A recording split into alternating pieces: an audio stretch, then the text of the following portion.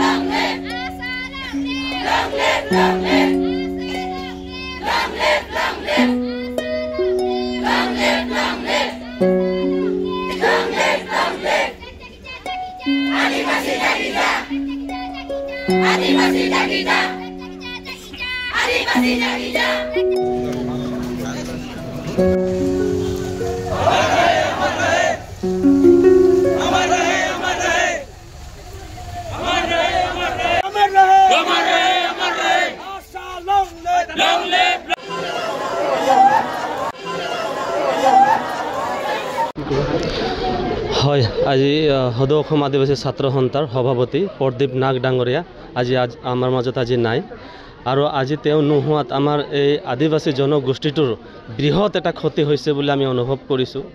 কিন্তু কথা হৈছে তেওঁ আজি ইমান দিনে আন্দোলন কৰিছে। আজি আদিবাসী বুলিয়ে নহয়, আজি অসমৰ সমগ্ৰ জাতি জনগোষ্ঠীৰ যি 6 জনগোষ্ঠী যি আমাৰ ইয়াতে সমস্যা আছিল 6 জনগোষ্ঠীৰ হকে তেওঁ মাত মাতি গৈছিলে। আদিবাসীৰ যি সমস্যা জনজাতিকৰণেই হওক বা মাটিৰ পাট্টাই হওক, দৈনিক মজুৰিয়ে হওক, বিভিন্ন সমস্যালৈ তেওঁ মাতি গৈছিলে। আৰু তেওঁৰ যোনটো সপোন, তেওঁ কৰিব নোৱাৰা কামটো মই ভাবিছোঁ যে আমাৰ যিমান আদিবাসী, অসমৰ যিমান আদিবাসী সকলোৱে একত্ৰিত হৈ তেওঁৰ সপোনখন আমি পূৰা কৰিব লাগিব। আৰু তেওঁৰ যি সপোন, আজি নতুনকৈ তেওঁ এটা অসমত জন্ম পাইছিল ৰাজনৈতিক দলটো তেওঁ নেতৃত্ব দিয়াৰ কথা আছিলে। এই ৰাজনৈতিক দলটো আমি আগুৱাই লৈ যাম বুলি আমি আশাবাদী। ধন্যবাদ। এতিয়া আমি ইয়াৰ পৰা গা ধুৱাই আছে, গা ধোৱাৰ পিছত ইয়াৰ পৰা আমি ওদালগুৰি যোনটো আমাৰ আশা ভৱন আছে, আশা ভৱনত আমি লৈ যাম। তাৰপিছত তাৰ পৰা এনেকুৱা ঘূৰাই আকৌ ইয়াতে আমি লৈ আহিম। আমি বহুত বেয়া লাগিছে, দুখ লাগিছে। আজি আমি যেতিয়া গুৱাহাটীৰ পৰা আহি আছোঁ, ৰাস্তাত লাখ লাখ আদিবাসীসকলে ওলাই আহিছে। আজি লাখ লাখ আদিবাসীক তেওঁ কন্দুৱাই গৈছে। আজি আমাৰ ইয়াতকৈ আৰু দুখৰ দিন হ'বই নোৱাৰে। আজি অসমৰ যিমান আদিবাসী চুকে কোণে আছে সকলোৰে আজি দুখৰ দিন বুলি মই ভাবোঁ।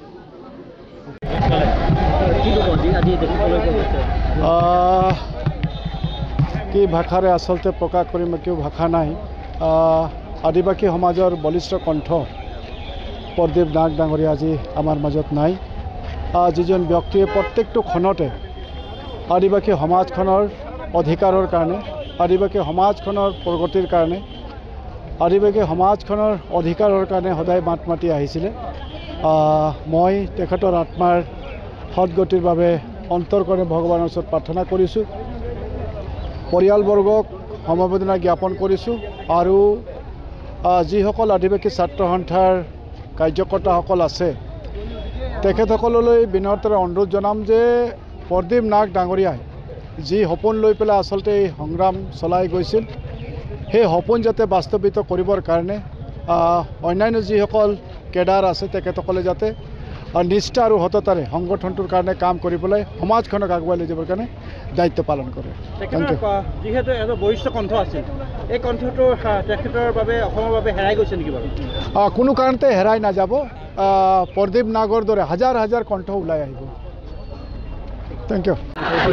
কি ক'ব আজিৰ বিষয়ে যি দেখিবলৈ পোৱা গৈছে দুখ এটা জনঘটনা? হয়, আপোনালোকে জানেই সদৌ অসম আদিবাসী ছাত্ৰ সন্থা কেন্দ্ৰীয় সমিতি আচাৰ সভাপতি সন্মানীয় প্ৰদীপ নাগ ডাঙৰীয়া যিহেতুকে দীৰ্ঘদিন ধৰি আদিবাসী ছাত্ৰ সন্থাক নেতৃত্ব দি আহিছিলে আৰু অসমৰ আদিবাসী ৰাইজক নেতৃত্ব দি আহিছিলে। কিন্তু আজি এমাহ ধৰি তেখেতে এটা জটিল ৰোগত আক্ৰান্ত হৈ দিল্লী যিটো হস্পিটেলত, ব্যক্তিগত খণ্ডৰ হস্পিটেলত তেখেত চিকিৎসাধীন হৈ আছিল। আৰু সেই চিকিৎসাধীন হৈ থকা অৱস্থাতে তেওঁ যিহেতুকে শেষ নিশ্বাস ত্যাগ কৰিবলগীয়া হ'ল, যাৰ ফলস্বৰূপে আজি ওদালগুৰি জিলাৰ সাংঘাতিক ধৰণে তেখেতৰ যিখিনি গুণমুগ্ধ আজি আহি ভিৰ কৰিছে, যাতে শেষবাৰৰ কাৰণে প্ৰদীপ নাগ ডাঙৰীয়াক বিদায় দিবৰ কাৰণে সকলোৱে আজি হিল দোল ভাঙি সকলো আদিবাসী জনগোষ্ঠী অনাদিবাসী জনগোষ্ঠী সকলোৱে কিন্তু ওলাই আহিছে। আজি আমি আদিবাসী জনগোষ্ঠী যে তেখেতে নেতৃত্ব দি আছিলে, আজি তেখেতৰ বলিষ্ঠ যিটো কণ্ঠ আছিলে, বজ্ৰ যিটো কণ্ঠ আছিলে, সেই কণ্ঠৰ যোগেদি আদিবাসী জনগোষ্ঠীক কিন্তু তেওঁ সচেতন কৰি ৰাখিছিলে আৰু জাগ্ৰত কৰি ৰাখিছিলে। আৰু আদিবাসী জনগোষ্ঠীৰ যিখিনি সমস্যাবিলাক আছে, এই সমস্যাবিলাকৰ ক্ষেত্ৰত তেখেতে কিন্তু সঠিক ৰূপে কিন্তু চৰকাৰৰ ওচৰত উত্থাপন কৰি আছিল। আৰু যাৰ ফলস্বৰূপে অসমত আদিবাসী জনগোষ্ঠীটোক যিটো বিকৃত নামেৰে নামকৰণ কৰি থকা হৈছিল আৰু তেখেতৰ বলিষ্ঠ নেতৃত্বত আজি আদিবাসী জনগোষ্ঠী কিন্তু আজি ঠন ধৰি উঠিছে। যাৰ ফলস্বৰূপে আজি যে আমাৰ মাজৰ পৰা তেওঁ যে গুচি গৈছে কিন্তু আমাৰ বিশ্বাস হোৱা নাই। যাৰ ফলস্বৰূপে প্ৰদীপ নাথ ডাঙৰীয়া যে আমাৰ এটা জাতীয় সত্তা, প্ৰদীপ নাথ ডাঙৰীয়া আজি গুচি যোৱাৰ পিছতে আমাৰ এটা ৰাজহাড় ভাঙি যোৱা যেন অনুভৱ হৈছে। এই জাতিটোৰ মানে অপূৰণীয় যিটো ক্ষতি হৈছে, এয়া আমি কেতিয়াও ফুলফিল আমি কৰিব নোৱাৰোঁ। গতিকে আমি সদৌ অসম আদিবাসী ছাত্ৰ সন্থা ওদালগুৰি জিলা সমিতিৰ তৰফৰ পৰা যথেষ্ট মৰ্মাহত হৈছোঁ, সকলো আদিবাসী জনগোষ্ঠীয়ে মৰ্মাহত হৈছে।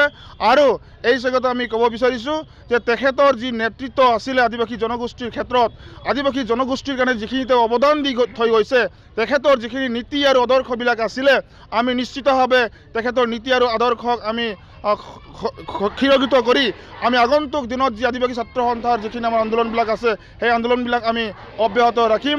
তেখেতৰ যিখিনি স্মৃতিবিলাক আমি নিশ্চিতভাৱে জীয়াই ৰাখিম।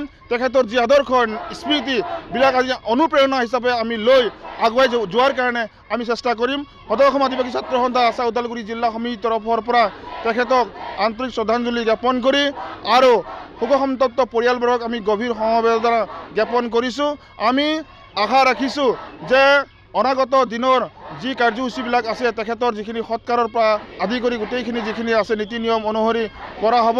আৰু আজিৰ যিটো সমাগম আমি দেখিবলৈ পাইছোঁ যে প্ৰদীপ নাথ ডাঙৰীয়া যে আদিবাসীসকলৰ যে এটা কণ্ঠ আছিল, আদিবাসী জনগোষ্ঠীৰ যে এটা আৱাজ আছিল, সেয়া আজি স্বতঃস্ফূৰ্তভাৱে সকলো অহাৰ পিছত আমি সকলোৱে গম পাইছোঁ। গতিকে প্ৰদীপ নাথৰ যে আমাৰ মাজৰ পৰা তেওঁ যে গুচি গৈছে বুলি আমি কেতিয়াও অনুভৱ নকৰোঁ।